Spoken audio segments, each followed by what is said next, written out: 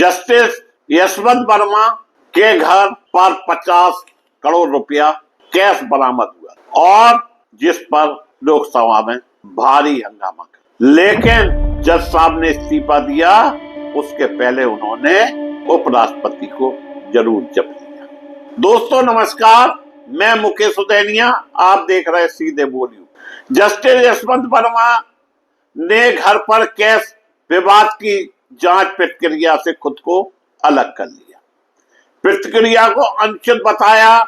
Allahabad high court जज justice Yashwant Verma ने जजों की जांच समिति के सामने चल रही कार्रवाई से खुद को अलग कर लिया।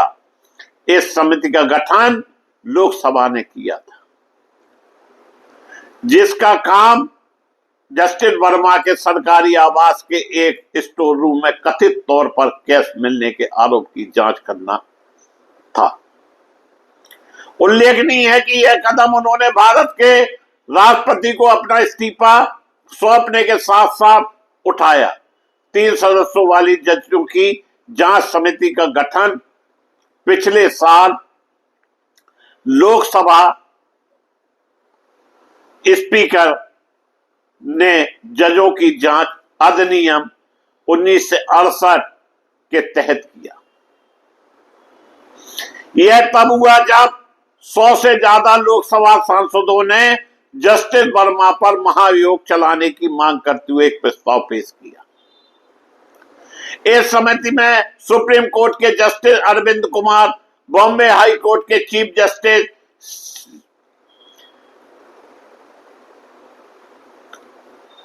सीजीआई जस्टिस सी चंद्रशेखर और सीनियर वकील बीबी आचार्य शामिल थे।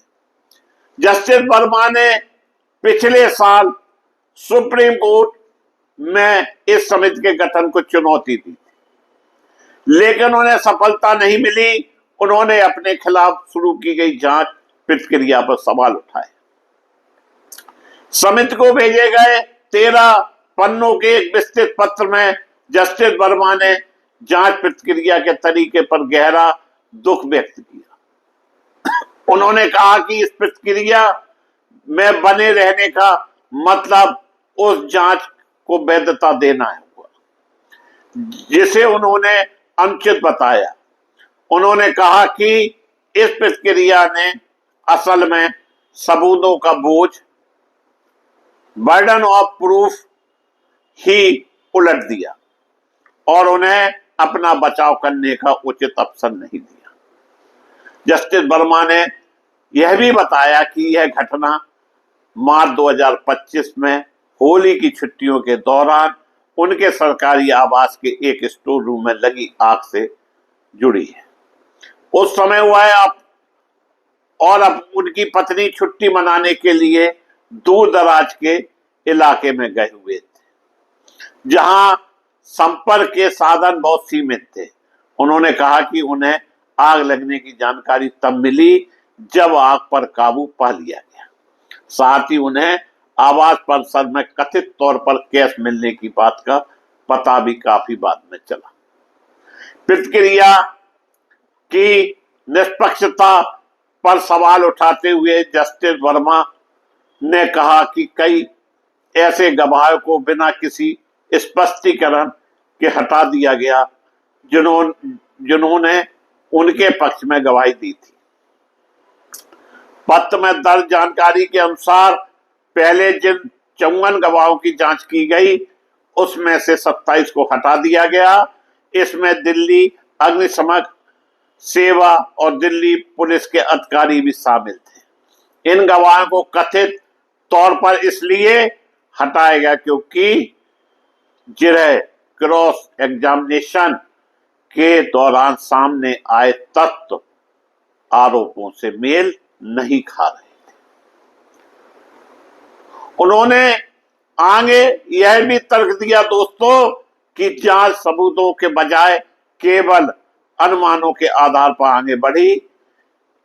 इसने उन पर नकदी के मालिकाना हक या उनकी जगह के संबंध में लगाए गए आरोपों को गलत साबित करने का एक भारी बोझ डाल दिया। ऐसे आरोप जिनका सबूत के जरिए उनसे कभी कोई सीधा संबंध साबित ही नहीं हुआ। अपने पत्र के आखिरी हिस्से में जस्टिस वर्मा ने कहा कि उन्होंने इसके साथ ही भारत के राष्ट्रपति को भी एक पत्र भेजा है। यह है कि इस जांच प्रक्रिया में बने रहना उनके और इस संस्था दोनों के लिए एक तरह की नाइंसाफी होगी।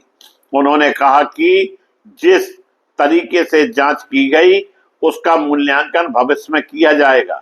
उन्होंने जोर देकर कहा कि इस पूरे घटनाक्रम में मौजूद हाई कोर्ट जज के साथ किए गए बर्ताव को उजागर किया और आने वाली पीढ़ियां इस पूरी प्रक्रिया की निष्पक्षता पर आकलन करेंगी। उन्होंने कहा, इसलिए मैं तत्काल प्रभाव से इस जांच एजेंसियों से खुद को अलग करता हूं और मैंने अपने वकीलों को भी इसी के अनुरूप निर्देश दिए। मैं अत्यंत गहरे दुख के साथ इस प्रक्रिया से हट रहा हूं। मुझे अपने निर्णय की गंभीरता का पूरा एहसास है और इस उम्मीद के साथ हट रहा हूं कि एक दिन इतिहास इस बात को जरूर दर्ज करेगा कि मौजूदा हाई कोर्ट जज के साथ कितनी नाइंसाफी की गई। किस तरह की नाइंसाफी ने इस पूरे घटनाक्रम को इसकी शुरुआत से लेकर अब तक लगातार घेरे रखा। लोकसभा जांच के बीच जस्टिस यशवंत वर्मा ने दिया गया इस्तीफा, घर में मिला करोड़ रुपए का कैश और जिसकी जांच चल रही है, इस जांच के दौरान ही उन्होंने इस्तीफा दिया। दोस्तों, सबसे बड़ा सवाल कि 50 करोड़ रुपया आया कहां से, इन सब की भी गहनता से जांच होनी चाहिए। बात यह नहीं कि जज के घर 50 करोड़ मिला कैसे, आग कैसे लगी, और जो पूर्व उपराष्ट्रपति जगदीप धनखड़ का इस्तीफा हुआ है उनको जज साहब ने जप लिया, उसके बाद इस्तीफा दिया। देखना यह है कि जज साहब ईमानदार निकलते हैं या उन पर लगे आरोप उन पर बददुआ दाग लेकर हमेशा के लिए उनको कलंकित कर देगा। मैं मुकेश सुधैनिया पुनः आप सभी को धन्यवाद देता हुआ अपनी बात समाप्त